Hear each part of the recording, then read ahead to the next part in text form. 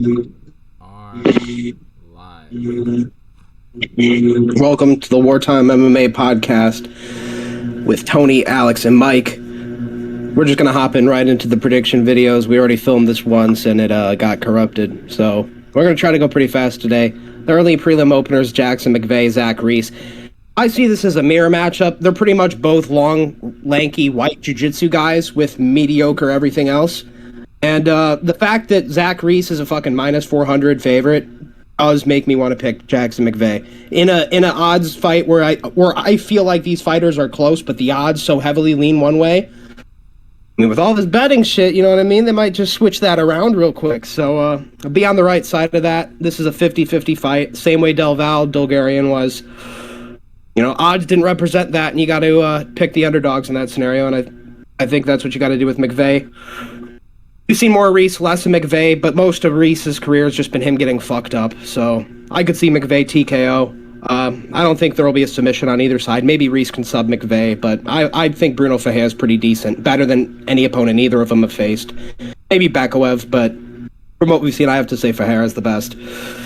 And yeah, I'm gonna just go with McVeigh. The dog has swayed me. Yeah, I got Jackson McVeigh as well. There isn't really else to talk about. I think it's just mainly like full training camp. That's obvious, but another thing, Cedricus Dumas was doing successful prior to getting his nuts kicked off, and then also, if you're making Cody Brundage look like prime Rampage Jackson, I can't really think highly of you. So I'm gonna go with Jackson McVeigh. I'm gonna go with I'll go with a ground and pound TKO in the second. I think he's just gonna wrestle fucking and ground and pound TKO him or something. But I could see him dropping him or something like that. But I don't know.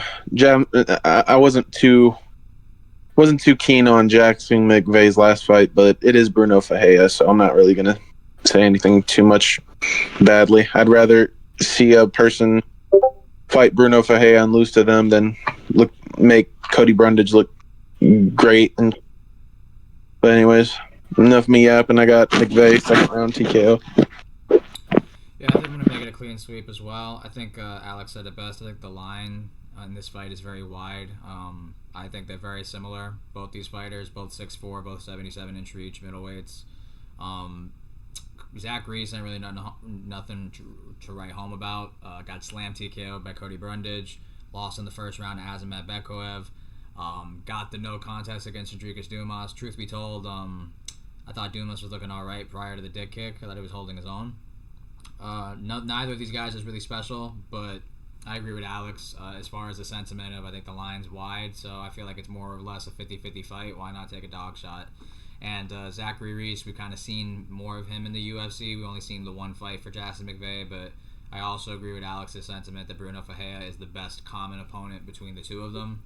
Not common in that they both fought him, but just when you look at both of their resumes, I think he's the highest ranking opponent that either two have faced.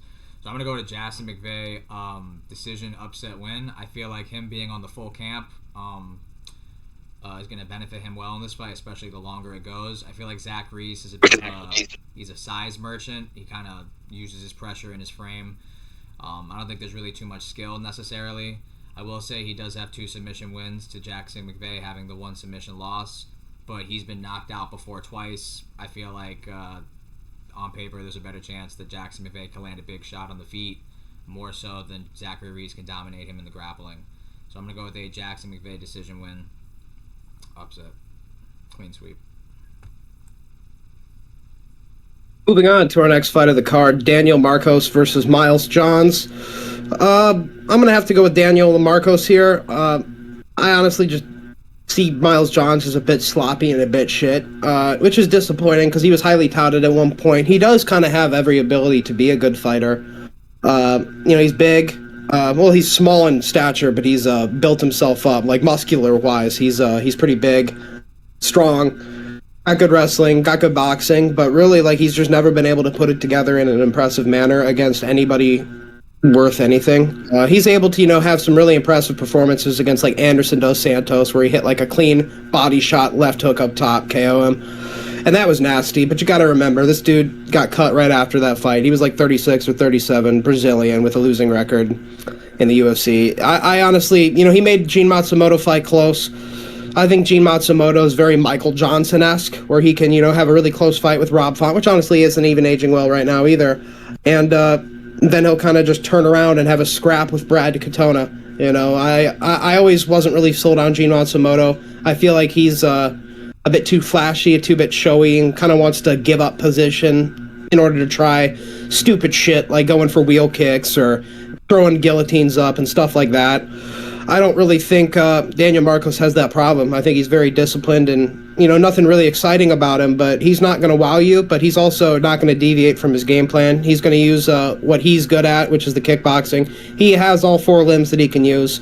There's not like a Daniel Marcos nasty knockout. I think his only knockout is clinch knees to the body, which I do think could be helpful in a fight against Miles Johns, who gasses out, who's a big guy, who you kind of want to wear on a little bit with knees to the body and sap some gas out and take some power away from. I'm going to have to go Daniel Marcos here. He had a close fight with Montel Jackson, and that's his only loss in his whole career. Everything else has gone his way, even when it got close. So I'm going to have to go Daniel Marcos.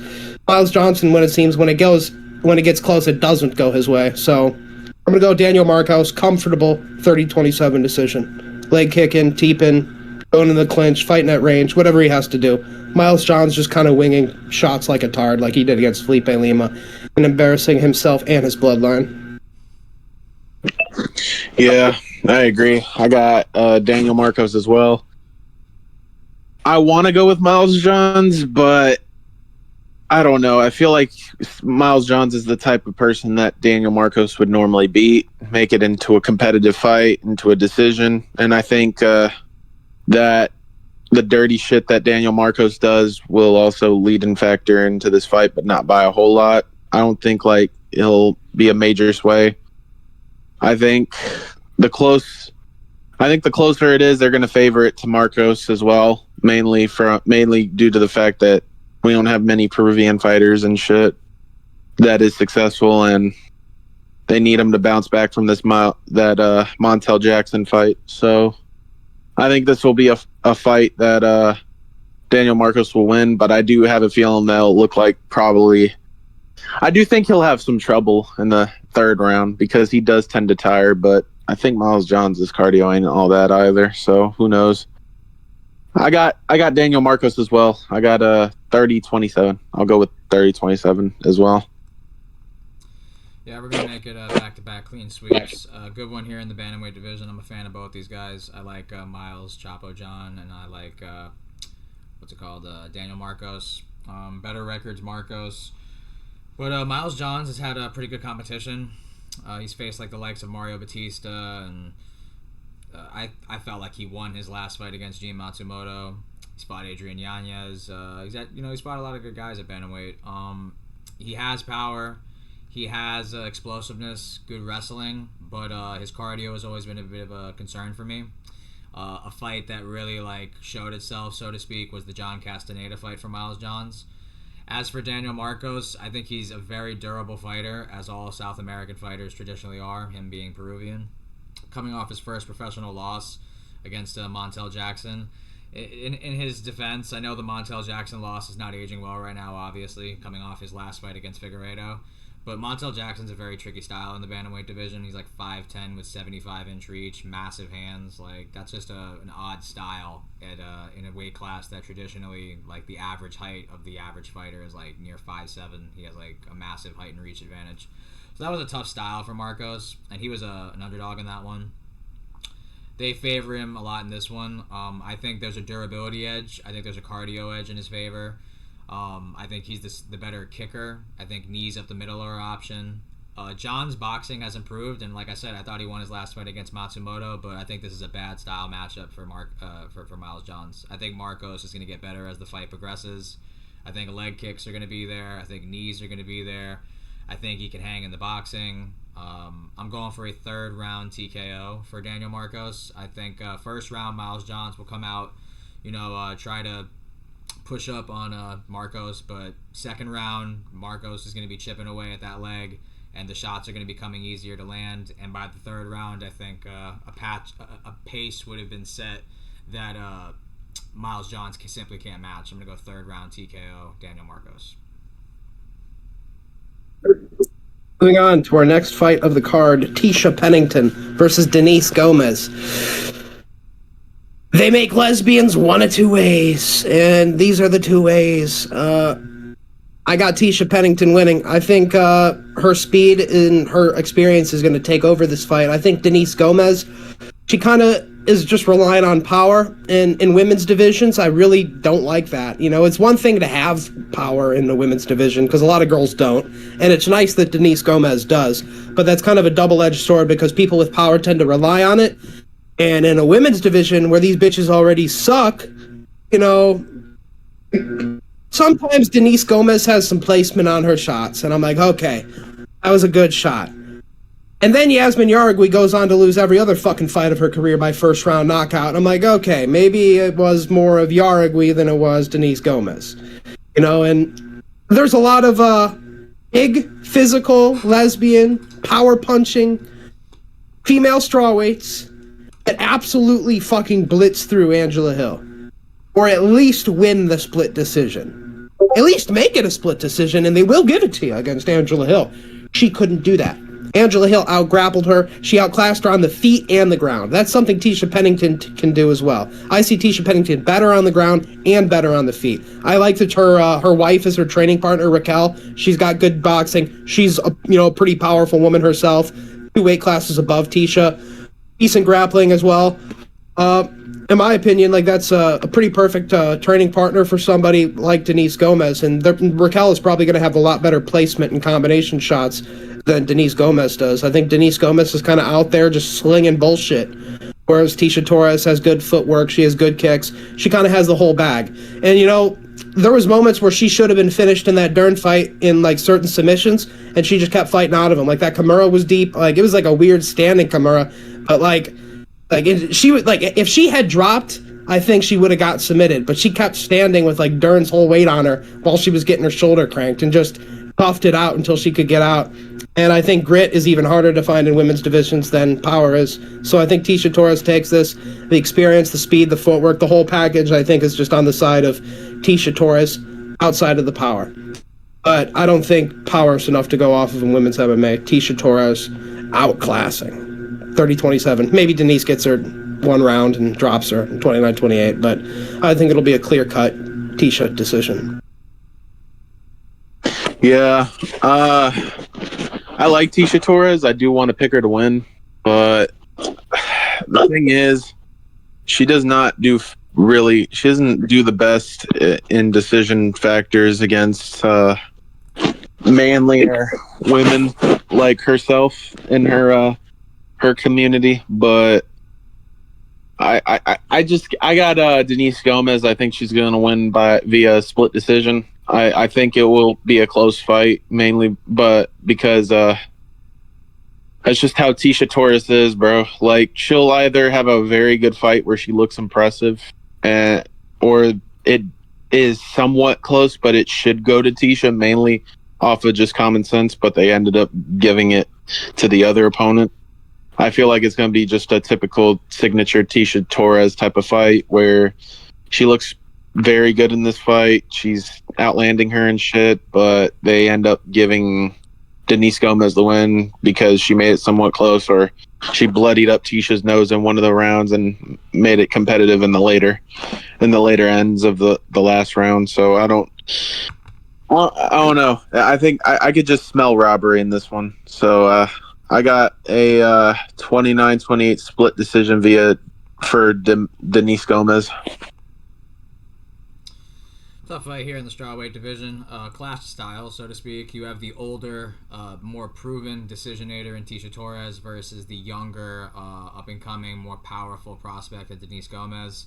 I agree with Alex's breakdown pretty candidly. I think outside of power, on paper, Tisha Torres has virtually every other kind of advantage in this matchup. You look at her 15-7 record and you automatically just disregard her career. You think, oh, she's trash, she sucks. Never been finished. all of her losses are by decision. I'm just gonna reel off the names. I mean, Weili Zhang, Tabitha Ricci, Marina Rodriguez, Rose Namajunas. I mean, this is so to speak, a pioneer of a women's MMA that's still fighting, and Tisha Torres, in a way. Mackenzie Dern split. We remember that fight. Joanna Jędrzejczyk in 2018. Jessica Andrade in 2018 when she was at her prime. Rose Namajunas. I mean, yeah, the list goes on. She beat Angela Hill, whereas Denise Gomez didn't. I agree also with Alex's sentiment. It's hard to bet on power in women's MMA because I don't think the boxing gap is so wide from a technicality standpoint that the power is going to be that much of an overwhelming factor. I feel as though Tisha Torres has been there, done that against pretty much everybody. But I do understand Mike's fear of wanting to pick Tisha Torres given the history of her, how she's gone with decision-based scenarios. But I'm going to go with Tisha Torres here. I feel like so long as Denise Gomez doesn't land the knockout punch, I feel like Tisha Torres has, like Alex said, every advantage possible in experience and footwork and output and volume. Maybe could even mix down takedowns and get top time. Yeah, so I'm going to go with a Tisha Torres decision win, where she just shows she's the more experienced, more well-rounded fighter, and I feel like this will be a learning lesson for Denise Gomes. There's a significant experience edge in this one. I know Denise Gomes 11-3 and Torres is 15-7, but Denise is like 25, Tisha's like 36. Like, she has been a decade long plus in the UFC. Denise Gomes lost to Angela Hill and Loma Lukianbumi, who I think is a similar frame to Tisha Torres. So I feel like that fight's going to happen again for Denise Gomez. I feel like it's going to be like the Loma Lukianbumi loss. The Tisha Torres decision.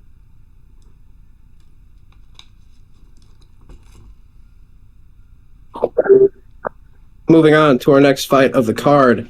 And the first leg of my parlay, Josh Hockett versus Max Gimenez. I might also add Pennington to the parlay. I was just thinking, now that Yanez and Quinones fell out. But in this fight, you know, I do think you get... there's few heavyweights like Josh Hockett. I think Josh Hockett he's probably one of my favorite heavyweights on the roster, despite him not even making his debut. For a grappler, he really puts the pace on people, and he is known to get finishes on the ground for having the style that he does. And the kind of style that he has is like very much similar to like Fluffy Hernandez at middleweight. Very takedown heavy, get on top and kind of maul you. And very chain wrestling heavy as well. Like, he wants to tire you out. He wants to let you get back up so he can take you back down and make you work. And, you know, we see this work in a lot of other divisions really well. I'm thinking at heavyweight it could be the new meta. Because all these guys are fat. You know what I mean? Like they're so fat, like, and obese and untrained. Like, well, maybe they're a little bit trained, but you know what I mean? Like, they're training in Planet Fitness, it feels like, for their fucking fights. Like, these guys are obese, and it's disappointing to look at sometimes. And I think Josh Hockett, when he comes in with cardio that actually, like, is professional athlete cardio, it's like a next level thing to these guys. Because I think a lot of them, you know, when you watch these heavyweights, and they go to decisions way more than you would think. And every time a heavyweight goes to a decision, they kind of just pitter-pat arm punches at range. I think this level of cardio at heavyweight could really, really be weaponized. And I'm going to be picking Hockett by third-round TKO after a first and second-round cooking. I think Max Gimenez is good. I think his grappling is good. He's a known grappler. He's been finished in grappling fights. He's also been KO'd on the feet in MMA. But I've seen an affinity that he likes the knockout in his fights a lot as well. I think if, you know, when I look at Hockett's style of grappling versus Gimenez's, I always got to favor kind of like a wrestling style over a jiu-jitsu style, especially if the wrestler knows his P's and Q's about jiu-jitsu. I think he'll be able to kind of just do what he wants to Gimenez. I think Gimenez will give him some restraint using his jiu-jitsu background, but I honestly think it'll just be takedown, all the way up until Gimenez is kind of gassed. You know, Gimenez isn't fat for heavyweight standards either, but I think the pace that Hockett puts, it'll tire out anybody. And I got him by third round TKO. My bet is Josh Hockett and Max Gimenez go over 1.5. The odds came in, and Hockett's a pretty big favorite. I think the way you really get money here is by betting the over, which is what I'm doing, and it falls right into Hockett's game plan. He wants to work you. He wants to get you tired and then finish you in the later rounds. So I would hammer that if I was you guys. I think that's a pretty safe one. But yeah, Josh Hockett, ground and pound, third round TKO after Colby Covington maxing. And for heavyweights, he's actually a personality, which I like too. I like when people get on the mic and stir the fucking pot. I like them getting people mad. That's what we need. You know what I mean? That's why combat sports is different, because we have people like that, and they're allowed to have those opinions. Yeah, I agree with Alex on everything he said. I got Josh Hockett as well. I think he's gonna finish this shit early. Sorry about the parlay, Alex, in the future.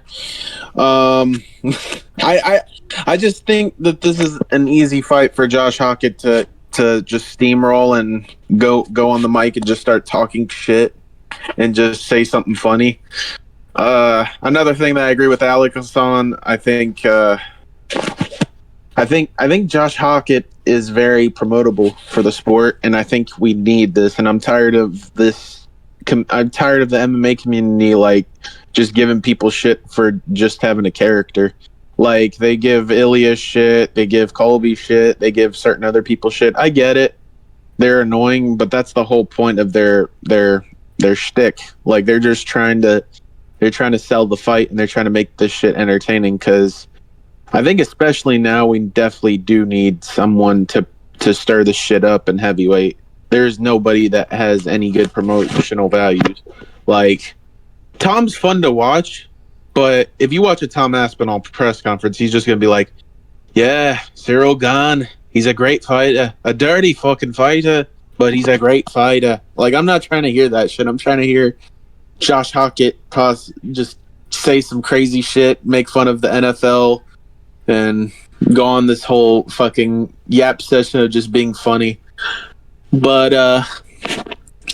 yeah, I got Josh Hockett via second round or first round TKO via ground and pound shots. I could also see a submission make it, but who knows? Yeah, want to make it a clean sweep. We're going to go Josh Hockett as well. I agree with Alex's breakdown pretty much candidly. I could see the Colby Covington comparisons, and not only just off the mic, but in terms of his fight style with his output, his volume, his pacing. I want to say he was a former football player, so I could definitely like point to that potentially for his athletic build at heavyweight. 27 years old, undefeated, clearly knows how to use the mic, get a promotional value out of this guy for sure. Both these guys are making their UFC debut. I looked at Max Jimenez's career. Only one professional loss by TKO, 6 wins, but I noticed he has a large grappling career. Like he has like well over, I want to say 15, 20 plus grappling matches, and he's lost like a lot too. Like he has like at least 5+ losses in the grappling matches as well. So I definitely could see the TKO looks for Josh Hockett in terms of the output, the cardio. He'll drown him. I completely understand that, but I won't lie. I'm a little tempted to go submission in this one because Josh Hockett has a rear naked and an arm triangle as well. And I don't know what it is about Jimenez, but I feel like his BJJ base, him being on bottom, that's going to present opportunities where Hockett can just get on top and kind of break him and make him quit. So I like the third round look because I feel like the first round I don't see Josh Hockett just doing him like he did Guilherme Urel or whoever that Contender Series Brazilian guy was that he fought. I don't think it's going to be that quick. I like it's either third round sub or third round TKO. It's really up to Josh Hockett for me. So I'm going to be bold. I think he's going to be a little egotistical. I think he's going to want to sub the BJJ guy. So for this is a value pick, so to speak. I'm going to go third round submission Josh Hockett, where he just exhausts Jimenez, or whatever you pronounce his last name, the Brazilian. I think he's going to exhaust him with takedown attempts and top control, and eventually he'll just quit, and he'll tap, and he'll get out of there. I don't hate the TKO look, though. But I'm just daring to... I think it's some ego shit. He subs the BJJ guy type shit. Let me just check that. All right, we good. Yeah. Moving on to our next fight of the card. When my phone decides to load up and not be a piece of shit. Mayra Buenosiv versus Jacqueline Cavalcanti. Myra's shit. Let's talk about it. Like she kind of just goes out there, saggy tits hanging, just dunk dunk dunk, bouncing up and down. Those are She's some nice tits. saggy. Saggy. Those are nice tits. Those are nice. I like her tits. I'm sorry. She has the tit space of a fucking grandma, bro. Tits are nice. Stop it. Them hoes is wrinkled. Them hoes is nice. Them hoes got like she probably got a third nip like Ante DeLeon. She Possibly. probably around them like fucking the heavyweights. I don't fuck with the Shitara slander. Bro, like she reminds me of like an Amazonian woman like that would have hair on her chest if you found her in the wild. Dude, my boy put me on. I didn't pay for it. He showed me some of her OnlyFans shit. It's not as bad as you think. It's not. Tony, Really not. it's for that. It's really not. Definitely. My boy put me on that. Her shit's alright. Her shit's alright. Face is a no. Her face is a no, but her body's not. Alex, how about you just break this shit down? Let's. I'm gonna this fucking annoying. This Tony's fucking goon obsession. My boy put me on. Alex is doing the speed face. That's that PED's tits. Granny titties.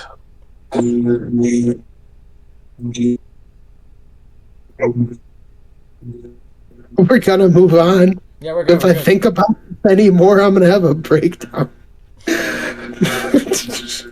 Jacqueline Cavalcanti versus Mayra Bueno Silva. Yeah, I think Cavalcanti's just she's got less extra weight. She's faster. She's longer. She isn't on a fucking 4-fight losing streak. Yeah, she's like the only Portuguese woman. She's the only Portuguese fighter really outside of Mario Pinto, and he I think he's British. I don't know what he is. I thought he was Brazilian, and then he's Portuguese, and now he's British. I don't know, but Cavalcanti's got the movement. She's got the length. She's got the variety in her kickboxing game to beat Bueno Silva's ass. Maybe she gets fraud checked in the grappling, but Mayra Bueno Silva's like fucking like there's something wrong with her. Like she's got to be retarded or something. Like you look at her face like while she's fighting, she's just fucking wide-eyed, fucking mouth hanging open, heavy breathing like a tard. Like somebody needs to put that in a straitjacket, never let it out. Tony, I'm ashamed of you as a man. I'm gonna leave it at that. Been ashamed of him since I've met this man. Anyways, I also got Cavalcanti. I think she's the more promotable woman, mainly because we don't really have that much people coming from Portugal. Now we do have Pinto and Manel Cap, but you know what I mean. Like women wise, we don't really have any promotable Portuguese bitches. So I'm gonna go with Cavalcanti winning this one. I think she's also the better fighter on paper and on just overall women's MMA expertise. And yeah, Mayra Bueno is also dog shit. She's not really that great. Her last win was literally overturned to a no contest because she fucking popped. Anyways, yeah, I got Cavalcanti winning this one by 30-27 decision. I think she's just going to maul Mayra Bueno Silva. But who knows? I could see a ground and pound TKO somewhere there. But I don't know. I don't see it. It's women's MMA. Good fight here in the, what is this, bantamweight? It has to be, right? Yeah, it has to be. Yeah. In the bantamweight division. I'm a bigger Shitara fan than my boys here, Alex and Mike. They obviously do not fuck with Mayra Bueno Silva. Unlike me, I like Mayra Bueno Silva. Her title performance was, I'll admit, very uninspiring. She kind of got beat down by Raquel Pennington, I'm not going to lie. I picked her in that fight. I'm not going to hold any regret to that. I did. Shitara, she's a bit of a first-round merchant a little bit. I do kind of want to say that. I feel like she goes for the finish early, and then she got no gas left, and she just kind of gets beat up. I think she's a very entertaining women's fighter. I really do. She taunts, she talks shit, she goes for finishes. I think she is the more exciting fighter between the two of these fighters. But Jacqueline Cavalcanti, I looked at her resume. It's pretty good on the regional scene. She beat like Melissa Croden in LFA. The Josiane Nunez win hasn't aged that well, but it's still a good win. That's a tough style at bantamweight. I know she's short, but she has a lot of power, good boxing. I'm gonna go, unfortunately, with a Jacqueline Cavalcanti decision. She also has the 2 wins against Nora Cornell. But I feel like Mayra Bueno Silva is going to go for it in that first round, and then she's going to do what she always does and just kind of gas out. She'll taunt while losing a decision, and I'm very eager to see it. But yeah, I'm going to go Jacqueline Cavalcanti decision. Hoping for a Mayra Bueno upset, though. That would be fucking hilarious. But I'm going to go Jacqueline Cavalcanti decision. I'm still disappointed in you, Tony. But we're moving on to the next fight. No more Chitara Glaze. Ricky Simone versus Ione Barcelos. This is... Say it with your chest, pussy. I love Chitara. Faggot. You are a fag. Say it with your chest. Don't fucking murmur that shit. Continue. I didn't say it. I said it with my chest. Fuck no, nigga. You're like, faggot. Continue. You are a faggot. You're like, faggot. Nah, say it with your chest, twin. Pop your shit. Tony, one more retarded shit out of your lips, I will leave this fucking call. I'm not in the mood with this bullshit. Continue with your shit, Alex. We're keeping those segments, Tony. We're one taking it still. Yes. Indeed. We are. Ricky Simone versus Ione Barcelos. Ricky Simone's really just like a lean beef patty of a man. Like he's out there just kind of like thick boy maxing. Like he's beefy, he's very short. But for being as like kind of like wide as he is, he really does seem relatively mobile, and he doesn't really gas out. I know he definitely has a cut down to bantamweight. Maybe his career as a wrestler helped him, be good at weight cutting more or less. But I like kind of what I've seen of him recently. I feel like he's taken a next step up in his striking game. I feel like his hands have improved, and I think he's seeing the field of vision a little bit better, like when he's striking. I think he's seeing holes where he didn't used to. I think Ricky Simone of a couple years ago wouldn't have knocked out Javid Basharat. I think he's kind of learning as he's going on. He came into the UFC as a pretty young guy and kind of got thrown to the wolves right away, and then Faber beat him, and that was kind of our. Okay, take your time with the dude. And he built himself up to this. Lost to Song, really ain't that bad, but he started losing a couple other fights thereafter. Not any memorable ones, really. Mario Batista, are those the only two? And Vinicius Oliveira. Oh, yeah. Yep.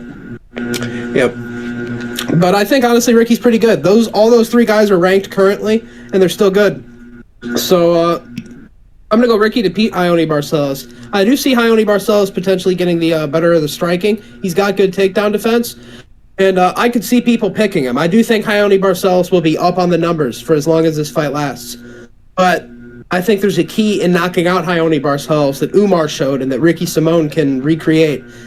A threat of the takedown. Yes, Ione Barcelos is good at defending takedowns. He is. But in order to defend a takedown, you still have to lower your hands. That's where you catch him, and that's where Umar could catch him. I'm not saying he's as fast or as slick as Umar, but I do think he's more powerful. And I think if he could find a good shot on a 40-year-old Ione Barcelos, like I know Ione Barcelos has been doing good, but he's kind of fraud-checking Peyton Talbot, showing him something he didn't know. Cody Garbrandt probably is going to say he got vertigo in the cage again, but Cody's like Michael Johnson at this point. You don't know what Cody's showing up.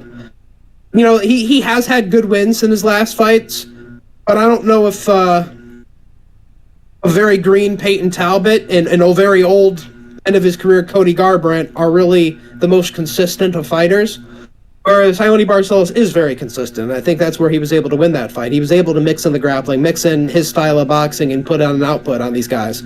Whereas Cody Garbrandt moments was kind of hesitant, and Peyton Talbot was too worried about the takedowns. I don't think Ricky Simone is going to be either. And I think he's going to have a significant power advantage, and eventually he's going to be able to find a hole and land a KO blow in the second round. I got Ricky Simone by second round KO on the feet.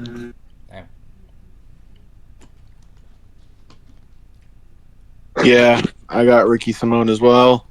I also got KO. I think he is going to smoke. I think he is going to smoke Honey Barcelos. Honey Barcelos hasn't. Yeah, he's been looking decent, but he like Alex said, I feel like they were just. I just think it was to a Cody Garbrandt that isn't the same anymore, and I also think he lost. He only beat Peyton Talbot because Peyton Talbot is like somewhat new still. I feel like he's still learning the game and shit. He is also hella young and showing him what he hasn't learned yet. Like Alex said, I think Ricky Simone is improving, especially how as old as he's getting. He's improving a lot. I think that's gonna play a factor, and I think the old man father time bullshit in bantamweight's gonna end soon, where we have old fucking prospects like him and fucking the brother of Zahabi. I think that shit's gonna end soon. I think those two are probably. I think that shit's gonna be done. I got Ricky KO second round. Tough fight here in the bantamweight division. Both these guys are so experienced. Ricky Simone, 22-6 record. Hani Barcelos, 20-5 record. Hani Barcelos is an old man, but he's still doing it. 3-fight win streak against the likes of Christian Canoes, the guy who was supposed to fight Adrian Yanez in this card, but unfortunately had to pull out and cancel the fight altogether. Peyton Talbot, who was very green in his career, and an older Cody Garbrandt. I'm very aware of Hani Barcelos. He cost me money in that fight against Cody Garbrandt. Garbrandt won the first round. He was doing his memes. He was doing his dances. I was feeling confident, and then proceeded to get outworked the next 2 rounds by Hani Barcelos. The pressure, the chaining of takedown attempts. Even if he wasn't getting them, he'd get a couple, but he couldn't stay on top of Cody. He'd work his way back up against the fence, and he would just create offense and activity off that. I feel like you can't do that to Ricky Simone, though. On paper, you shouldn't be able to just kind of, even if you ain't getting takedowns, chain it into, bullying someone up against the fence like Barcelos did in rounds 2 and 3. I don't think he could do that here against Ricky Simone. And I do agree with Alex's sentiment as far as his last couple of opponents, particularly his last 2. One's very green, very unaware of the grappling exchanges in Peyton Talbot. The other is very older compared to his prime in Cody Garbrandt, where he doesn't have that same knockout power and explosiveness. And truth be told, Barcelos' chin, he took shots well in that first round that I thought would put him away, and he kept going. He kept staying there. This is a tougher fight than I think people want to make it out to be, because I just checked it on UFC.com. Hani Barcelos has an 86% career takedown defense. That's really good. Striking wise, you could argue in the boxing technique that Barcelos may be sharper than Ricky Simone, but I'm gonna go Ricky Simone in this one. I just feel like he'll be able to match, if not be the better grappler in the well-roundedness factor of the fight. I could see Barcelos having the sharper punches and the more technical punches, but I like Ricky Simone's gas tank. I like his willingness to offensively wrestle. I trust these things. His power is underrated at bantamweight, and you look at the majority of his that's something I think both these guys have. Both only really lose to a certain tier of competition. Ricky's losing to Song Yadong, Mario Batista, Vinicius Oliveira. Hani Barcelos is losing to Umar, Timur Vallia, Victor Henry. I just reckon that Ricky's younger, Ricky's well-rounded, and I think his tier of competition that he's losing to is better than Hani Barcelos'. So I'm going to go with a Ricky Simone decision win, where top control takedowns will be viewed as more valuable in the scoring than Hani Barcelos' total strikes and damage. I'm going to go to a Ricky Simone decision win. Clean sweep. Moving on to our next fight of the card, Jamal Emmers versus Haider Emil. This is going to be another good fight on the card. This will be a fun boxing fight, but it's close to call. I do think Emmers has a chance in this, but I'm going to have to go Haider Emil. I don't think Emmers is the knockout artist that Delgado is, although I do think he can knock people out, but he's more of a line them up, time your punch, and land the perfect straight hand and spin their chin type of KO guy.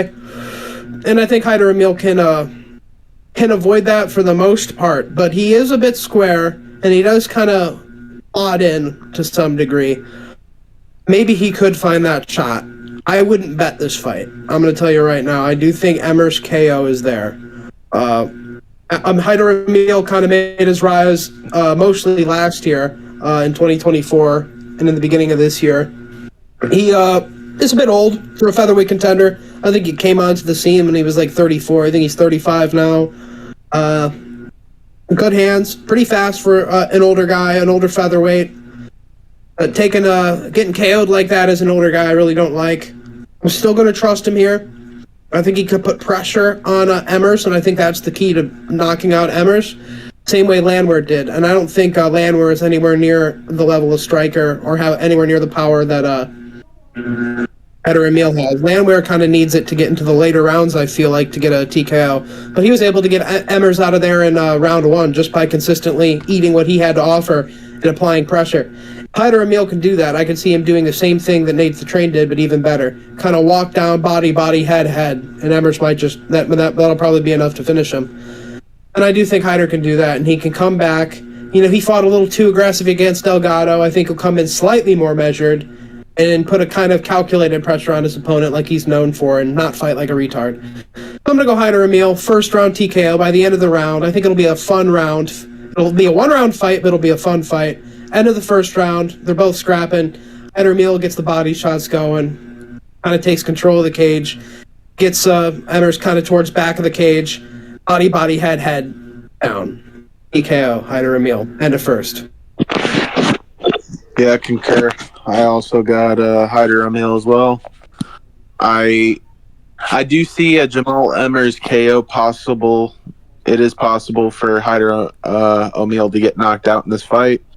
But I'm gonna venture to say that there's a reason why he probably took this fight at such a short turnaround. Like, giving his age and stuff, you should probably get a later recovery stance and shit. But I don't see it.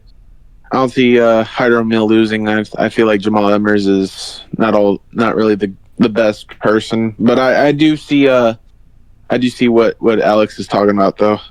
He could get knocked out just from the age and stuff, but I don't think he's like Delgado and stuff. I don't see him knocking him out. So yeah, I got Hyder Emil. I got him by.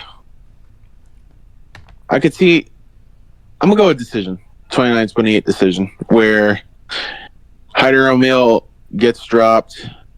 I think he will get dropped or wobbled in this fight, and I think he will survive. And I think he's gonna pick up the pace as the fight progresses. Good fight here in the featherweight division. I am a Hyder Emil fan. I like the way he fights. Coming off his first professional loss, career loss, first knockout loss. A lot of firsts for him in that fight against Jose Delgado. And admittedly, I did pick him in that fight. But, credit to Jose Delgado. He's an interesting prospect in the featherweight division. Nasty knees. Just a great fighter in general. No shame in that, though. Jamal Emmers, 21-8 or 21-9 record, very experienced. Both are relatively the same age. I think Hyder's like 35, 36, and Jamal's like 36, 35, something like that. Pretty much basically the same age, but Jamal Emmers has a lot more fights. Coming from bantamweight to featherweight, maybe it's a good move. You know, the older you get, the harder the weight cut is, so maybe him coming up to 145 is a good move, but truthfully, I don't think he, even though he has the intangibles, like in the height and the reach, I just personally don't think Jamal Emmers is a true featherweight. I know he's 5'10" with 74 reach, but I don't really perceive him as a real featherweight, so to speak. I do think Jamal Emmers is better than the debut fight that Hyder Emil had against that Korean guy. I think it was Yang Lee or something, where he just charged forward with like a 20-punch combo. I do think Jamal Emmers is better than that opponent. But I don't know if he's better than William Gomez or if he's better than Jose Delgado. I definitely don't think he's as prolific a finisher as Jose Delgado. And I agree with Alex's sentiment of his style is very much timing, predicated, accuracy, setting up the shot to line up. And I can see why Mike and Alex are scared, or not scared, but have a weariness of the potential of a Hyder Emil knockout loss occurring here because of his style going forward, him being so linear, and the shots lining up. But I don't think Emmers is as elusive on the back foot as a Gomez, where he's able to find those shots. I'm gonna go Hyder Emil here. This is gonna be a tough fight for him to see how he can bounce back from such adversity in a career loss and a KO loss. I don't think he's gonna be like he was in the debut, where he just goes forward and tries to maraud the guy like he did in the Yang Lee fight. I think he is gonna have a more measured, calculated approach. It'll be more similar to the William Gomez fight, I feel. I don't hate a first round knockout, and I don't hate a decision, so I'll meet somewhere in the middle. I'm thinking either second or third round TKO. I'll go with a second round TKO. I think it's going to be a good fight. I think opportunities will be there for Jamal Emmers because of the risks that Hyder Emil takes, but like I said, I just don't think Emmers is as elusive or as effective on the back foot as a Gomez, and I don't think he's as prolific a finisher as a Delgado. So I'm going to go with a second round TKO Hyder Emil. Moving on to our next fight of the card. Another good fight. Marco Tulio versus Christian Duncan. This guy, Marco Tulio, all he does is win. Straight up winner. You know what I mean? He's a winner straight up through and through, no matter what he does in life. Like, if he went and played, like, professional golf, he'd probably be Tiger Woods. You know, if he went and did professional ping pong, he'd probably be Forrest Gump. You know, it's just the way it goes. Like, put him in a sport and he'll be the best. You know, put him in a room with Norma Dumont, he'd taken her. That's what he did. Unfortunate for the rest of you Brazilian motherfuckers. Dropping the ball. Well, guess what? he grabbed that shit. The fumble. Who's on the pile? It's Marco Tulio. That's what he do. That's what he's going to do to Christian Duncan here, too. He's going to take him down. He's going to tip. He's going to flip him over. And he's going to get on his back. And he's going to submit him. That's what's going to happen. That's just kidding. That might happen. I think it'll be probably along the lines of a decision. I do think there's a potential of that. I think he's improved since the Usry fight. In that fight, he kind of uses takedowns to get takedown Usry. Usry's improved since then. He's been kind of working with Pereira and Glover and their team and getting his own takedown defense. Usry has. Whereas Tulio, I think he's probably improved as well. He hasn't really needed the grappling, though. He's beat up everybody on the feet, and I could see him being effective here on the feet as well against Christian Leroy Duncan. Christian Leroy Duncan throws a lot of kicks. They really don't do a whole lot. They're just kind of showy. A lot of act kicks and question mark kicks and wheel kicks and spinning bullshit. A lot of it doesn't even land, and when it does, it's telegraphed and lands on the guard. Armin Petrosian, who I see is not that good anymore, was able to just kind of outland by landing efficient strikes. Body kicks, teeps to the body, low kicks, jabs, little stuff. And he beat him like that because he was actually landing. Whereas Christian Leroy Duncan was throwing a whole lot of nothing, straight hoopla. And, you know, I think Christian Leroy Duncan is pretty good, but I've picked him in spots like the Petrosian fight and the RoboCop fight, and he let me down in both. And I think Marco Tulio is on a similar level on the feet and on the ground to, I would think, RoboCop. I think he's able to get him in these submission positions. I don't know if he'll be able to finish him, now that I think about it.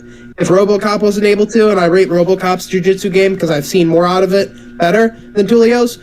But I do think Tulio is the more well-rounded fighter, and he's going to mix in his grappling. And I think he can also kind of take the Petrosian to fight by just being the cleaner guy. Be a clean boxer with clean defense. Don't run into any bullshit and just jab to the body, you know, set up your shit.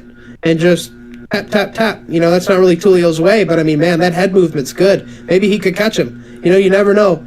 I think Tulio's like that. I'm going to go 30-27. Dominates him. Fuck Christian Leroy Duncan. Sorry, Ed. Yeah. I got Christian Leroy. No. I don't fucking have him. Hell no. I got Marco Tulio. I think Marco Tulio is going to win. Like Alex said, he is a winner. He knows how to win. He's like the Michael Jordan when it comes to life. Just three-peating on fucking Norman Dumont in the bedroom. But, anyways. Well, I'm not going to get to that full-on storyline. I think we all know, ball knowers truly know how goated Tulio is. He is definitely going to be a first-ballot Hall of Famer in life. But anyways, I got Tulio as well. I actually think he's going to finish Leroy Duncan in this fight. I know I think he has a very good record of not getting finished, Christian Leroy Duncan, but I think there's a first time for everything. Yeah, he's only lost to 2 decisions. I think he's going to lose this one by a finish, mainly because I have seen him get hurt before, and I think Marco Tulio is good enough to finish what's his face. I think Marco Tulio is good enough to finish Christian Leroy Duncan. He's only been into 3 decisions, and most of his wins are by knockout or TKO. He has a 71% knockout rate. I think that he's going to extend that percentage in this fight. I'm going to go with a second round TKO or a second round KO by Marco Tulio. I think he can. I think he's the better boxer, better striker, and I don't really see Christian Leroy Duncan doing a whole lot. I think his defense is also dog shit, so that's also why I'm going with Marco Tulio. I know he hasn't been knocked out, but I think we're starting to get to see the style in here. Marco Tulio ain't no Eric Anders, little bro. He ain't no Pulaev. He ain't no none of these guys that he's fought. He's a winner. Main card opener here in the middleweight division. Good fight. Marco Tulio. I think Alex and Mike have glazed him enough for you guys to know who he is. He's a good fighter. Christian Leroy Duncan, a bit of a kicker. I actually give the durability edge in this fight to Christian Leroy Duncan, having never been knocked out, having never been submitted in the majority of fights that he's been in. I think he's the better kicker. I think he probably has the better overall footwork, and he's faced the better competition. So I think in experience, kicking, footwork, I give the advantage to Christian Leroy Duncan. As for Marco Tulio, I do think he's the better grappler by default. I think he's the better boxer. And I reckon power in the hands, I'd probably give him the edge in power as well. I think Leroy Duncan's more just of a kicker, so to speak. I think he is tough, though. If RoboCop couldn't finish him, I really do rate that. I think RoboCop's on so many vitamins.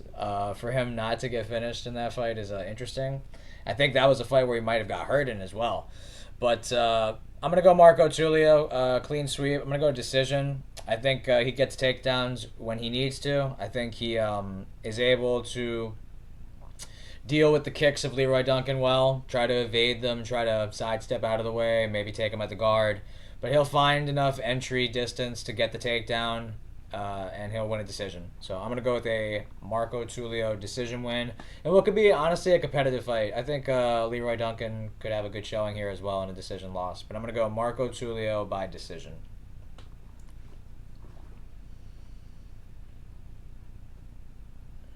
All right, moving on to our next fight of the card. Ismail Bonfim versus Chris Padilla. Big weight miss on the side of Ismail Bonfim.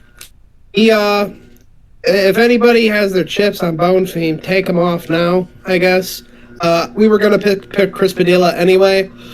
I feel like he's just better, even though you don't really expect the level of striking and grappling to come out of someone with his record, but it does. I don't really know what happened. I haven't watched all of his regional fights, but he's lost by finish a couple times, I think by submission, maybe even knockout. And but every fight in his UFC career, he's looked like a beast outside of the Jai Herbert fight, which fair enough. Jai Herbert's a tough striker to fight. But I like that Chris Padilla is a learner. I feel like he's in the gym learning and trying to get better. Superlek finished Jonathan Haggerty with an elbow about a week before. Chris Padilla finished Rong Zhu with that same elbow. And he kind of talked about it in the mic. He was like, yeah, I was watching that fight between Superlek and Haggerty. I saw him finish him. I'm like, my coach, how do I set that up? And he's like, let's go talk about it. Let's work it out, and let's figure out how to throw it. And that's what you see tonight. And I think that shows a different level of studying and student when it comes to this. He's actively trying to get better. He's actively improving his striking. I assume he's improving his wrestling as well.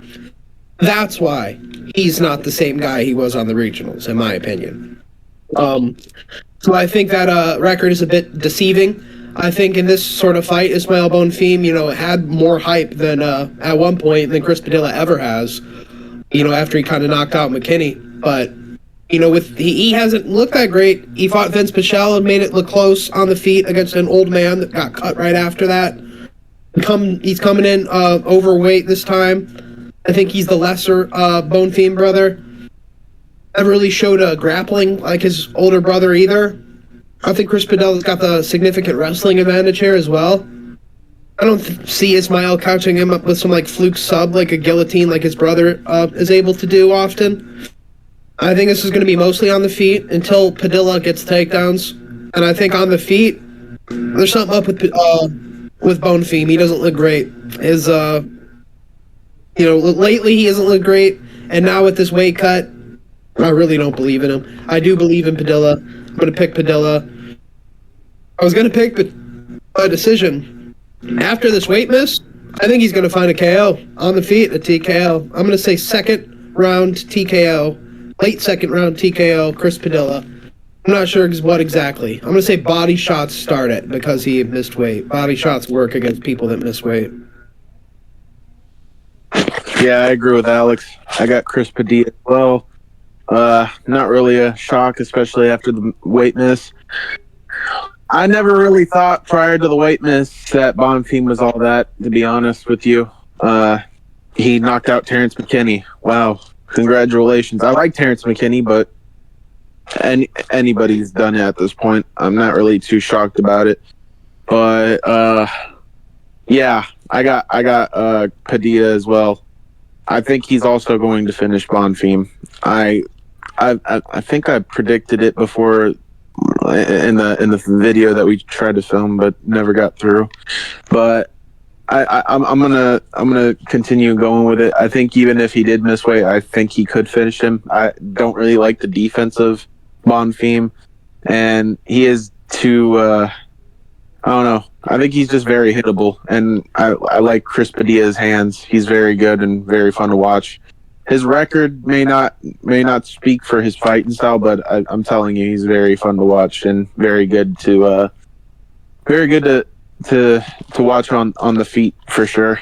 I think he's gonna get this done via finish as well in the second round as well. But I think it's gonna be earlier than a later. Fun scrap here in the lightweight division. We have the first of the brothers. This is their card. This is their night. This is the Bonfim Bros card. And here's the first one up. Ismael Bonfim going against Chris Taco Padilla. We already recorded this video a couple days ago, but unfortunately we weren't able to upload it due to technical difficulties. We all unanimously picked Chris Padilla when he was a bigger underdog than he is now, and I've noticed the betting lines have adjusted properly to the weight miss. That line is dropping tremendously in favor of Chris Padilla, and props, or I'm hearing, are now officially off the board as well. So some sus stuff going on with that, but aside from that, going to the actual X's and O's of the fight, this is a fun scrap. Yes, Alex hit it on the nail. Ismael Bonfim at one point was a very hyped up prospect in the lightweight division, and Mike said it best. I mean, yeah, whoop de fucking do. You beat Terrence McKinney. Congratulations. Then he was a big underdog to Benoit Saint Denis, and I picked Benoit Saint Denis as a big underdog, and he was able to out-grapple him and get the submission win. Then he comes back and has a very uninspiring decision win against Vince Pichel, who's very old. As for Chris Padilla, he's undefeated in the UFC. His record is misleading. I agree with that sentiment that Alex and Mike also said. You look at his record, you immediately disregard him as a potential contender. But in the UFC, he's looked good. The Rong Zhu fight was very nice. A lot of people don't like James Yontop. I think he's durable. I think finishing him is impressive. I rate that. I think he has an underrated submission game. I think he's creative on the feet. He's innovative with his elbows, his knees, and his pressure. I'm not going to fucking lie, though. I do think he arguably, if not, I think he did lose. I think he lost his last fight to Jai Herbert. But I think Jai Herbert's underrated, specifically in the striking realm of 155. I think he's a very good striker. Some of my friends think he's trash. Shout out Jay Dime, but I think Jai Herbert is underrated, specifically in the striking, and nothing for nothing to this day, I think that's the guy who hurt Ilia Topuria the most I've seen in the UFC level. So I also do feel Jai Herbert is a superior striker than Ismail Bonfim at a technical level, in a reach, range, management, all of that. I think Jai Herbert's more cleaner, more poised in striking and boxing, kicking, everything than Ismail Bonfim. This weight miss kind of is the stamp of approval I needed to really like push forward with the confidence of the pick. I initially had third round TKO before the weight miss. Now I love it more. I'm gonna go third round TKO and a fucking scrap for Chris Padilla. I think first round Ishmael Bonfim missing weight. He gotta go for broke. I feel. So the only thing that would fuck up my perfect prediction is maybe he gets finished in the second, like Alex and Mike are predicting, which I could also see come into play. Something also of note, aside from just the look of him being 5 pounds overweight, I noticed something was going on with his shoulder when he weighed in. Potential injury, it's a speculation, it's a reach for me, but I noticed his shoulder was weird in the video. So if I don't see him throwing whatever shoulder, whatever arm that was, if I don't see too many punches coming from that arm, I think I know why. So I'm going to go with third round TKO, Chris Padilla, in a scrap where I wouldn't even be shocked if Bonfim wins the first round. But then in the second round, slowly but surely, the pressure and the weight miss is going to add up for Bonfim, and he's going to start to gas a little bit, and he's going to start to get tired, and Chris Padilla will be chipping away. Both these guys have multiple submission losses. Both these guys have multiple knockout losses, at least like 2 each. I'm going to go to Chris Padilla, third round TKO in a scrap. Good fight. Tony, can you send me that photo of Bonfim's shoulder? Yeah, if you can find it. Yeah. All right, I appreciate it. But moving on to our feature fight of the night, Muslim Salikov versus Uros Medic. I haven't really talked to you guys much about my parlay. I was going to keep that up. But this is another leg. Cavalcanti was as well. But this is where it really starts going. So I got Muslim Salikov beat Uros Medic. I think Uros Medic comes in and wants to scrap too much. I used to think he was a pretty good prospect when he was a lightweight and kind of came in off the contender. But I'll be honest, he moved up to the welterweight, and I was like, lighter man skill, he'll do good up there. But I think, he was a big guy at lightweight. But I think part of his move up to welterweight was that he couldn't hang. I think he was shown that there was something off speed-wise, defense-wise, footwork-wise, and he wanted to fight, slightly slower welterweights. And honestly, it hasn't very well worked out for him there either. None of these guys are really too much bigger than him. He's still losing to lightweight-sized guys at welterweight like Oralby, just getting mollywopped. He's even losing to middleweights coming down like Punahale. And I believe what was one of Punahale's first fights down the welterweight, like first or second. I don't like Uros Medic's defense, and I think Salikov recently has been a shot finder of all shot finders, and sometimes he can be like that. Other times he'll just sit at range and kind of pitter-pat with Ponzinibbio and other people like that, and you hate to see that. But I'm going to be honest, I think in this fight, Ponzinibbio is going to be able to see an opening and take advantage of it. I think Medic is going to put the pedal to the metal and try to fight and scrap it out, and this will be a fun fight as long as it lasts. I think Salikov's more technical than all that, and he's going to put a shot on Medic's chin and put him away.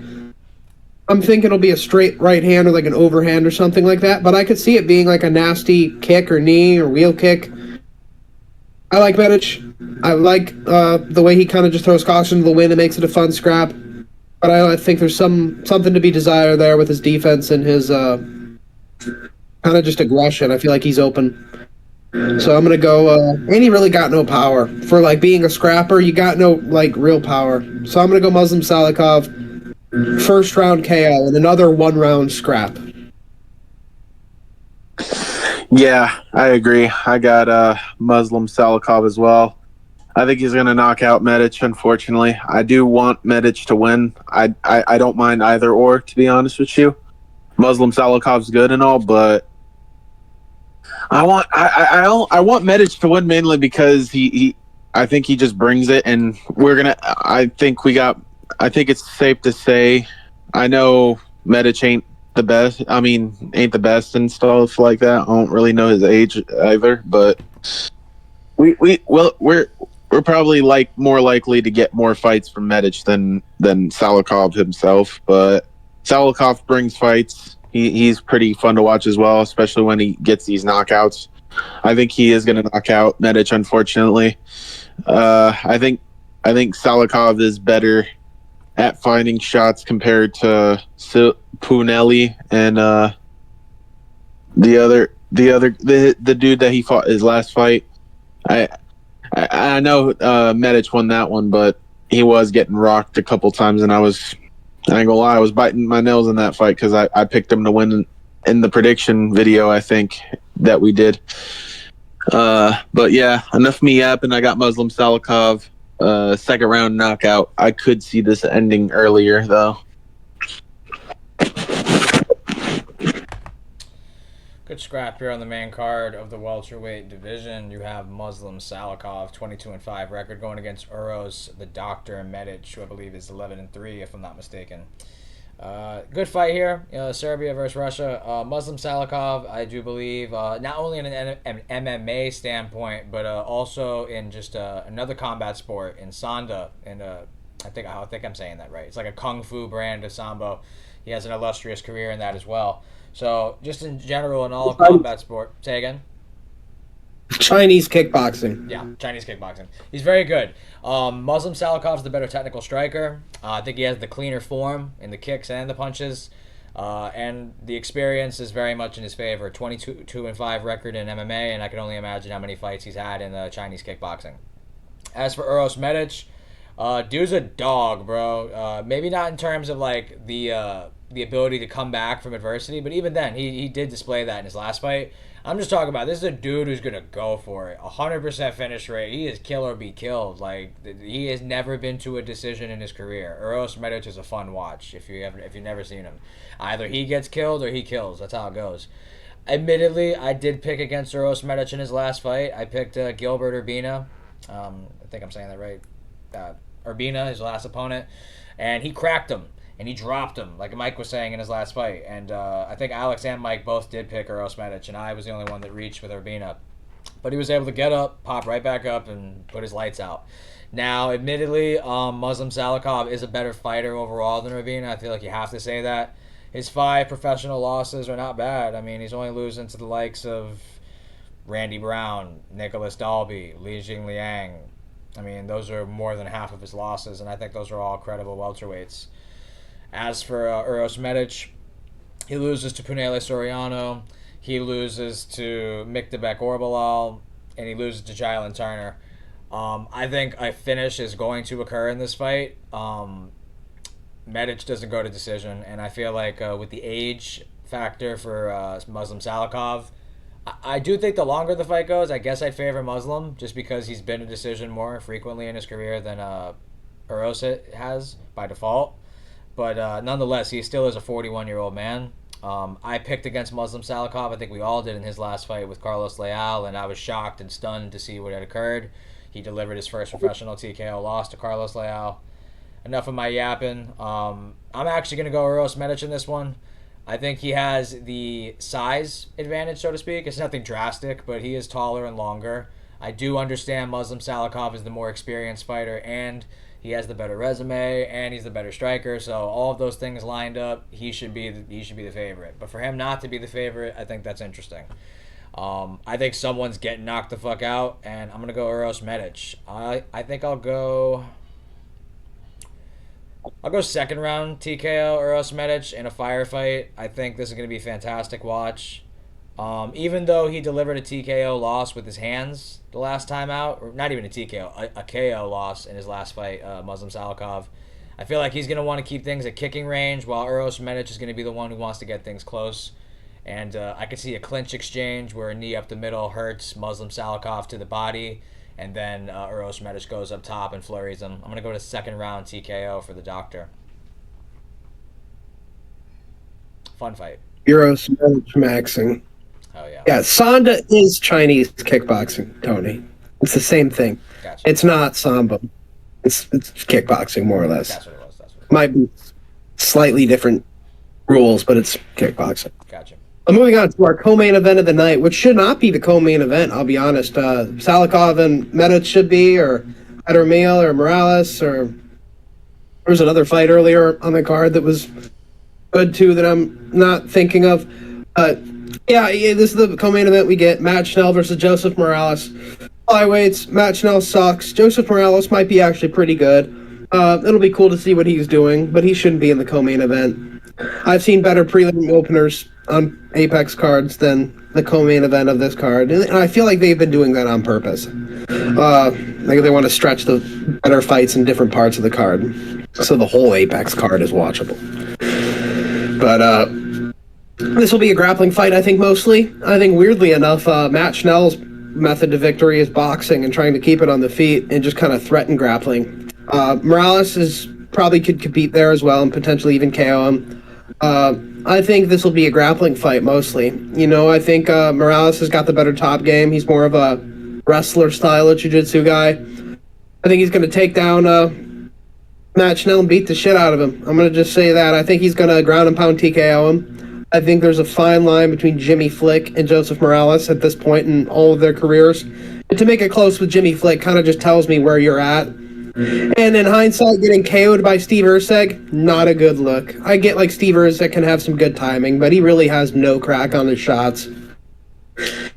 And, for having like a grappling background and like touting himself as a grappler, his like takedowns are really shit match now. So I think Joseph Morales will kind of have his way with him to some degree. Matt Schnell's only hope is to kind of fight behind a jab. I think Morales can kind of work his way in range and hurt him, get the takedown, and I don't think there's really a big enough grappling gap for Schnell to throw up a submission or anything like that. He is a cockroach. He cockroach maxed against Sumu Darji and kind of survived until he killed Sumu Darji. Literally. He's dead now. He's not actually, but it looked like he was at the end of the fight. Matt Schnell could be a fun fighter, but it's kind of his time is up. Joseph Morales, ground and pound, second round TKO, just like boom, boom, boom, boom, boom, on top of him, like what Hamdi was doing to Chris Barnett in that Egyptian parking lot. Yeah, ground and pound TKO.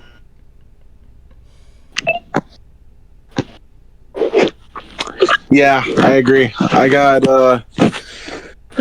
the Ultimate Fighter winner himself. I got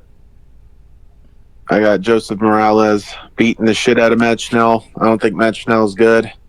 I don't know if Joseph Morales is good either, but I think if you're 13-2, you should be able to beat the living shit out of Matt Schnell. Matt Schnell is he's not very good, man. He's not good, but I could see him like pulling off some crazy shit like how he normally does, but I don't know, man. I got Morales knocking him the fuck out probably. I got second round KO, maybe first round KO. I just see him clipping Matt Schnell in this fight. I don't really see this fight lasting very long. I could see him subbing him too, but I don't know. I think it's easier to knock out Matt Schnell than sub him. He's only got 3 subs, and in his loss, 3 losses in his submission category and losses. Fucking hell, I can't speak today. But yeah, I got Joseph Morales knockout in the second round. I can't talk so much, man. I'm so tired. Yeah, I agree with Alex's initial sentiment. This does not feel like a common event in 2025, or at least what should be, but that's besides the point. We have the Ultimate Fighter winner, the parlay ruiner of me. I had Idris Alba in a parlay, and he fucked that up horrendously for me, Joseph Morales. But credit to him, he absolutely outclassed Idris Alba. Idris Alba was throwing spin and shit, and I was like, oh yeah, I lost. He was like going like a Beyblade like this, and I was like, oh yeah, we cooked. We're fucking... Like, dude, he had him in so many submission attempts. He was lighting him up in the boxing. All Idris could do is just spin away. Like, oh, it was something funny. But Morales is not bad, man. 13-2 record. 1 loss is by split decision. Both of his losses, weirdly enough, happened at the exact same time in his career. He had a split decision loss after losing in 2018 to Devison Figueiredo by knockout, and that is his only finished loss. This is his second stint in the UFC. He's a wrestling coach, trains at Team Alpha Male. So I do think he has a good grappling, and we saw what he was able to do in the Idris Alba fight in his debut. Yeah, he's only been finished the one time by prime Davison Figueiredo. I think there's no shame in that. This is his second stint in the UFC.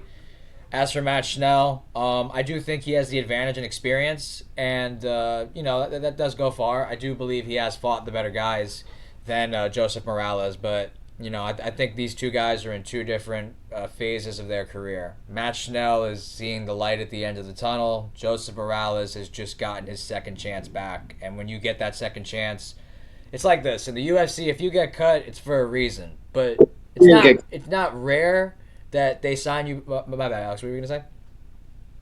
My bad. My bad. I was gonna say he never got cut, but you're right. He did. He was the guy that fought Figueiredo. I'm tripping. You good? For some reason, I thought you were talking about the McGregor season, like the guys that got re-signed. Oh yeah. That's my bad. Yeah, you're good. Yeah, like it's a second stint, and when the UFC cuts you, it's for a reason. But I don't want to say it's rare, but when they sign you back, it's also for a reason. They think that you're worthy enough to come back. And I want to put context in the Davison Figueiredo loss. That was like 7 years ago. He's 24 years old at the time, and he's in the cage with fucking Davison Figueiredo in 2018, who was absolutely running through the flyweight division at that point in time. That's my favorite flyweight of all time, so I'm not going to hold it against Morales to do that. I just didn't know bro's striking was like that. He really showed me something in the Idris Elba fight. I knew he went for submissions and shit, but his wrestling looked good. His reversals look good. His boxing look crisp. It really does look like he has improved in that time away from the UFC. I will say something though. I am gonna pick Joseph Morales. We're gonna make this a sweep, and I was initially gonna go decision, but after hearing some of what Matt Schnell was saying, like we already know Matt Schnell kind of does kill or be killed. He doesn't really go to decision, even though flyweight's a very decision heavy division. He was talking about like, we're gonna see who can go to the dark place and who will make it out. Like that's an actual quote from him this week. So that tends to make me feel like, all right, he's gonna go for it. Then I kind of have to go finish. So I'm gonna go second or third round TKO. I do think Matt Schnell will pose some and more adversity than Idris Elba did. Idris Elba did absolutely fucking nothing in that fight. Maybe got a takedown or two, and then Morales would get back up. So I'll go third round TKO. But I will say this. Earlier this week, like on Twitter, I saw Joseph Morales like basically confirm that at one point someone offered him like $70K to throw a fight. So in the scenario he loses that, I just want that to be remembered. But I am going to go Joseph Morales third round TKO. I could see it being earlier, but I just happen to feel that I know Matt Schnell isn't very good, but I don't know if he could be as bad as Alba was in that fight. Idris was doing fuck all in that fight. Matt Schnell loses, but I don't know if it's as fast as Alba was. So I'm going to go third round TKO. Moving on to our main event of the evening. Randy Brown versus Gabriel Bonfim. Another part of my parlay, Randy Brown. I think he gets it done. I think Gabriel Bonfim's ways of winning this fight are very limited. I think he can hold Randy Brown up against the fence for as much time as he wants to. But I'm going to be honest, the judges have really not liked that lately. They've really scored against that. And the Volkov-Almeida fight's a great example of that. Even pitter-pat shots from bottom were enough to win against literally no fucking strikes at all. And I think in certain situations, like clinch situations, Randy Brown will be more active than Gabriel Bonfim was. It was kind of like that in the Brian Battle fight. A lot of people thought Randy Brown won, including myself. I think Randy Brown's good. I think Randy Brown's got better grappling than Wonderboy. And Wonderboy did pretty good in that fight, but I think the thing that takes Wonderboy, that's different between Wonderboy and Randy Brown, of course they fight very differently. They're both good at keeping range, but Randy Brown has significantly less miles, I wouldn't say miles on the track, but he's younger for sure, and he's got a better grappling game. And I think he's overall, even though Wonderboy showed great takedown defense, it's not always about that, because Bonfim's going to want to just kind of hold you against the fence. I liked what I saw in that Brian Battle fight of him staying active. Wonderboy only really strikes in the clinch when he's also getting punched, and he's just trading back and forth. Whereas I feel like Randy Brown will be the one kind of kicking the knee in the thigh, punching him to the ribs, all that kind of stuff in the clinch, while Bonfim is just kind of holding for position because he does not want Randy Brown at range. I think on the feet at range, Randy Brown's going to light him up. Lately, he's looked really good. He's looked like fucking Max Holloway against Nicholas Dalby. And Nicholas Dalby's a guy who broke Gabriel Bonfim on the feet. Gabriel Bonfim is not like that in the cardio or in the striking, and it's been proven. And Nicholas Dalby's kind of somebody that got broken by Randy Brown. And Randy Brown's a guy that breaks people. That's the way he wins his fight. He breaks them with his output. And that's something I've seen Randy Brown do, in my opinion, to better fighters than Gabriel Bonfim over the years. I think Gabriel Bonfim is kind of a flash in the pan. He's here today, gone tomorrow. Coming Sunday, he's going to be unranked, and nobody's going to be talking about him. I really do believe that. If you lose to Nicholas Dalby, I think you get shown a level. I do think Nicholas Dalby is good, but I think he's kind of just a perennial journeyman gatekeeper who will show you where your level's at. And I don't think Bonfim's cardio's improved. He gassed out against Wonderboy. And I think the thing that really makes me confident in Randy here is rounds 4 and 5. Even if it is close in a 3-round scenario with him holding him up against the fence, we got 2 more rounds with a gassed out Bonfim to really seal that deal for Randy Brown. Like, I'm imagining a really close 3 rounds, like Randy Brown, Brian Battle. They might favor, Bonfim as the younger guy. Give us that 4th and 5th round where Randy really puts it on him and makes it not close. And I really think Gabriel Bonfim's way of winning, holding him up against the fence, a fluke KO, which honestly I don't really see happening, but Randy Brown's a bit chinny, or guillotine. He's good at finding a guillotine. I hope and pray fucking Randy Brown doesn't put his neck in a fucking guillotine, because I could so see it. But if that doesn't happen, I think Randy Brown masterclasses him, goes to the body on a gassed out Bonfim in the rounds 4 and 5. He don't like that shit, and he keeps putting him on. Knees to the head, knees to the body, clinch knees, Muay Thai clinch, combos on the fence, puts Bonfim down. I'm going to say round 4. TKO, body shots to headshots, combination masterclass. Bonfim shit, we won't talk about him again. Yeah, Alex pretty much broke it down perfectly. I got Randy Brown as well. Randy Brown has been on a very good trajectory in his career. His improvement has been very phenomenal in all aspects in his career. I picked against his last loss, which was against Brian Battle. I did pick Brian Battle to win that, but even as a guy that picked him to win, I thought Randy should have gotten that. I'm not going to lie to you. I thought he did more in the damage and striking department. All Brian did was just hug, but, it's all good. I think Randy Brown is going to continue with his improvements, and I think it's going to be a good one to where he knocks out Bonfim in this fight. I think he's going to just start picking him apart. I think Gabriel Bonfim's going to try to take down Randy. I think he could get him down, but I think there's ways where I could just see Randy just popping back up. I'm gonna go with 3rd round KO. I think it's just gonna be Randy just beating the living shit out of Gabriel Bonfim. Gabriel Bonfim just tries to shoot for takedowns, doesn't get them. Gabriel Bonfim is huffing and puffing, not knowing what to do, and then he's gonna try to shoot again, and then Randy's gonna catch him with a vicious knee coming in, and it's gonna lead to his demise. I got Randy Brown, 3rd round KO. Main event of the evening, the peak of the Bonfim Bros fight night. Good one here in the welterweight division. We have Randy Brown and we have Gabriel Bonfim. Bonfim, I picked him in his last fight, coming off of a kind of sus decision win over Wonderboy. I'll admit, I did not think he won that fight. I thought Wonderboy looked very good. I don't want to shit on Bonfim. I think, he has like a 70% sub rate, 14-1 record. But that performance left me uninspired, I'm not going to lie. I expected a, world's difference in the grappling, and I didn't get that. In the first round, I think he had an opportunity to get a rear naked choke or a choke of some kind, and he wasn't able to do it, and then he proceeded onward to, in my opinion, lose the next 2 rounds.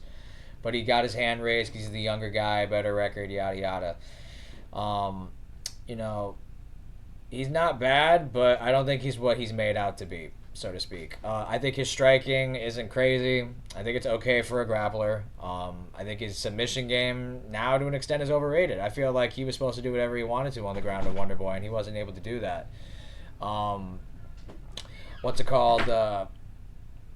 His cardio is concerning. This will be his first 5-round fight in his career. at least to my knowledge. Maybe he fought in a 5-rounder in the regional scene, but I don't think so. This will be his first 5-round fight, and I think same with Randy Brown. But I trust in Randy Brown's gas tank and his ability to go a hard 15 to 25 minutes way more than I trust Bonfim.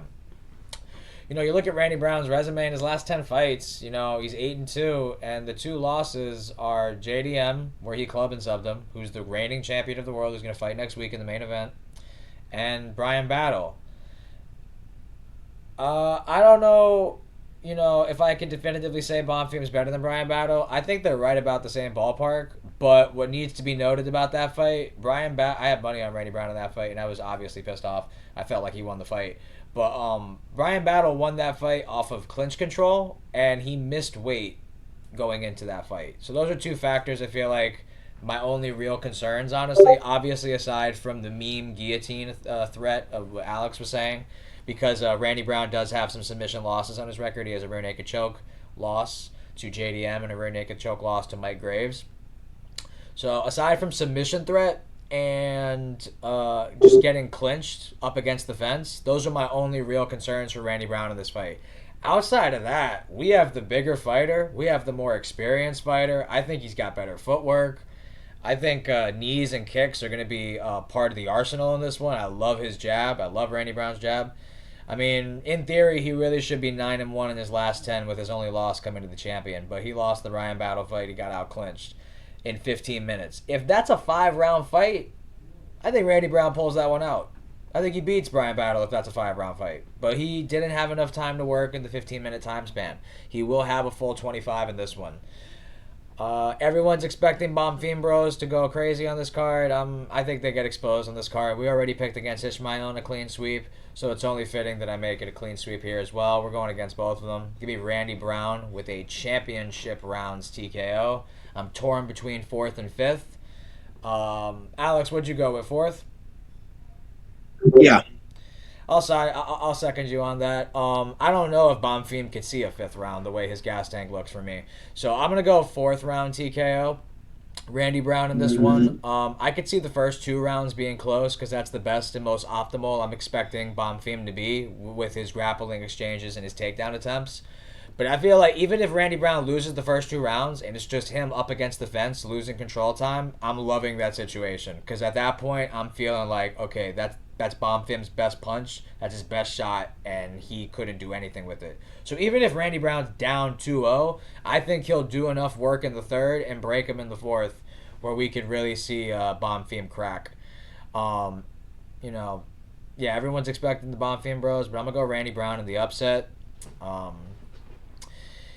It's a different green and yellow flag that's raised in victory in this one. I think, especially right about now, Jamaica can use some good news. So I think Randy Brown will take that little extra sentiment of motivation into this fight, and he'll fight for Jamaica. So I'm going to go with a 4th round TKO Randy Rude Boy Brown in an upset. That will conclude our podcast for UFC Fight Night, Gabriel Bonfim versus Randy Brown. Re-upload is done. Hope y'all have a good one, and peace out. Peace.